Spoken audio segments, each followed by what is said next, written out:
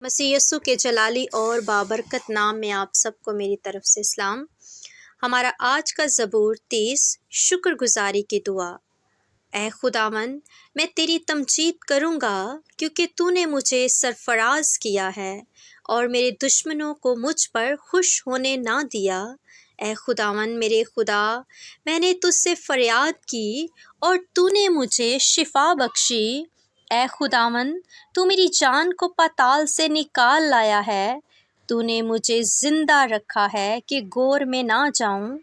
خداوند کی ستائش کرو اے اس کے مقدسو، اور اس کے قدوس کو یاد کر کے شکر گزاری کرو، کیونکہ اس کا قہر دم بھر کا ہے، اس کا کرم عمر بھر کا۔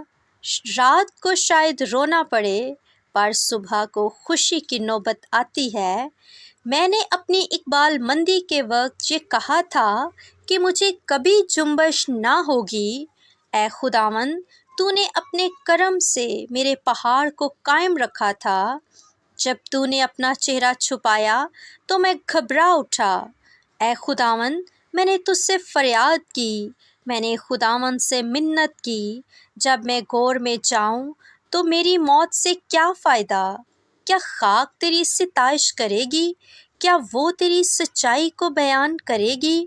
سن لے اے خداوند اور مجھ پر رحم کر۔ اے خداوند، تو میرا مددگار ہو۔ تو نے میرے ماتم کو ناز سے بدل دیا۔ تو نے میرا ٹاٹ اتار ڈالا اور مجھے خوشی سے کمر بستہ کیا، تاکہ میری روح تیری مدح سرائی کرے اور چپ نہ رہے۔ اے خداوند میرے خدا، میں ہمیشہ تیرا شکر کرتا رہوں گا۔ آمین۔ پاک کلام کا پڑھا اور سنا جانا ہم سب کے لیے باعث برکت ہو۔ خداوند کا شکر ہو۔